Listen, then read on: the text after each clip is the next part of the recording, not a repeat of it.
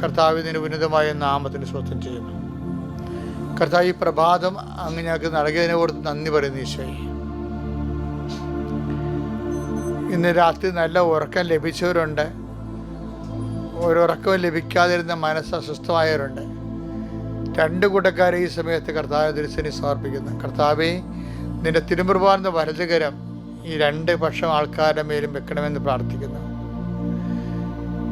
കർത്താവ്, ഉറക്കം ലഭിച്ചവർക്ക് ആ സമാധാനം നിലനിന്ന് പോകാനും വലിയ ഫലങ്ങൾ, ക്രിസ്തുവിൻ്റെ ഫലങ്ങൾ, സുവിശേഷത്തിൻ്റെ ഫലങ്ങൾ പ്രയോഗിക്കാനും സഹായിക്കട്ടെ.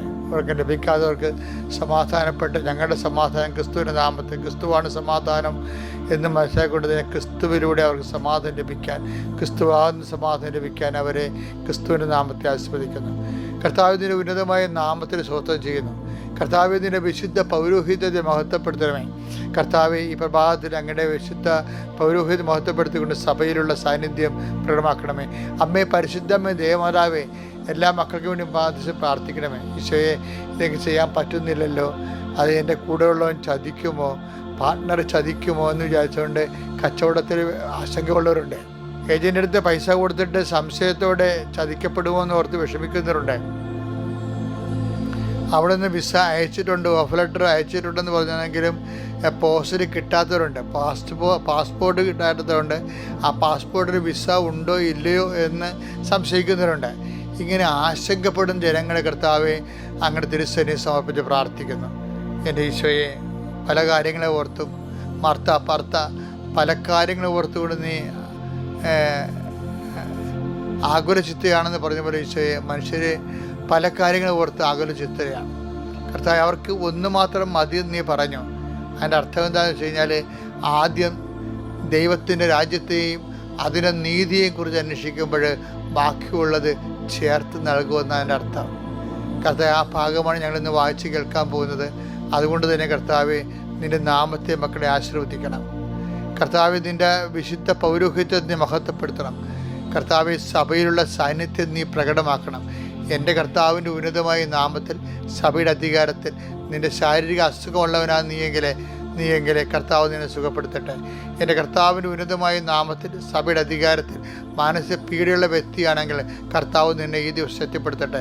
എൻ്റെ കർത്താവിൻ്റെ ഉന്നതമായ നാമത്തിൽ, സഭയുടെ അധികാരത്തിൽ ജീവിത പ്രശ്നങ്ങളുള്ള വ്യക്തിയാണ് നീയെങ്കിലെ കർത്താവ് നിൻ്റെ പ്രശ്നം ഏറ്റെടുക്കട്ടെ, നിന്നെ സമാധാനപ്പെടുത്തട്ടെ. എൻ്റെ കർത്താവിൻ്റെ ഉന്നതമായ നാമത്തിൽ ഞാൻ നിന്നെ ആശീർവദിക്കുന്നു. എൻ്റെ കർത്താവിന് ഉന്നതമായ നാമത്തെ ഞാൻ നിന്നെ ആശീർവദിക്കുന്നു. നീ ജീവിതത്തിലെ നിൻ്റെ യാത്രയിൽ തടസ്സമുള്ളവരുണ്ടാകാം. യാത്ര വേണം, യാത്ര പോകണം, യാത്ര പോയേ മതിയാവൂ. പക്ഷേ ആവശ്യമായ സമ്പത്തില്ല. അതിന് നമുക്ക് അവിടെ ചെന്നാൽ താമസിക്കാൻ ഇടമില്ല, അവിടെ ചെന്നാൽ അക്കോമഡേഷൻ ഇല്ല, ഫുഡില്ല, പലതരത്തിൽ ആരെ ആശ്രയിക്കുമെന്ന് അറിയാമല്ലോ, ആശ്രയിക്കാൻ ആളില്ല. അങ്ങനെയൊക്കെയുള്ള വിഷമങ്ങളെ കർത്താവിന് തിരുസന്നിധിയിൽ സമർപ്പിച്ച് പ്രാർത്ഥിക്കും. അതിൻ്റെ ആകുലതയാണ് നിനക്കെങ്കിൽ ഇന്ന് ആ ആകുലത മാറിയിരിക്കും. 71 മണിക്കൂറിൽ ആ വിഷയം മാറിയിരിക്കുമെന്ന് കർത്താവിൻ്റെ ആത്മാവ് പറയുന്നു.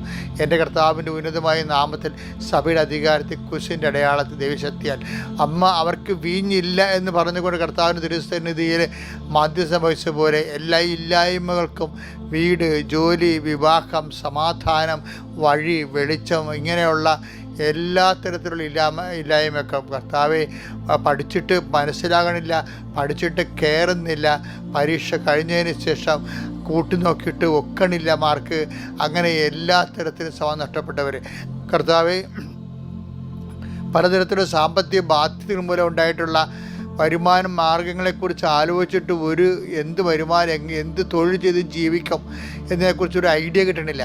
അങ്ങനെ ഐഡിയ കിട്ടാത്തവർക്ക് വേണ്ടി പ്രാർത്ഥിക്കുന്നു. അവർക്ക് ഇന്ന് കർത്താവെ 12 മണിക്കുള്ളിൽ, രാത്രി 12 മണിക്കുള്ളിൽ അവർക്ക് ആവശ്യമായ ആശയങ്ങൾ കിട്ടിക്കൊണ്ട് അതിൻ്റെ അടയാളം കാണിച്ചുകൊണ്ട് അവരെ നീ സെറ്റ് ചെയ്യണമെന്ന് പ്രാർത്ഥിക്കുന്നു. കർത്താവ്, ഇന്ന് നീ ആ മക്കളെ അനുഗ്രഹിക്കാൻ പോകുന്ന ഓരോ അനുഗ്രഹങ്ങളെ ഓർത്തുകൊണ്ട് ഞാൻ എനിക്ക് നന്ദി പറയുന്നു. എൻ്റെ കർത്താവിൻ്റെ ഉന്നതമായ നാമത്തിൽ, സഭയുടെ അധികാരത്തിൽ, കുരിശടയാളത്തിൽ മക്കൾ ഈശോ നാമത്തിൽ സമർത്ഥമായി അനുഗ്രഹിക്കപ്പെടട്ടെ. കർത്താവ്, ഇന്ന് ഈ ആശീർവാദം വാങ്ങിക്കുന്ന മക്കൾ ഒരെണ്ണം പോലും സങ്കടപ്പെട്ട് രാത്രി കിടക്കാൻ വരരുത്. എൻ്റെ കർത്താവിൻ്റെ നാമത്തിൽ മാതാവിന് മധ്യസ്ഥ മക്കളെ ഏൽപ്പിക്കുന്നു.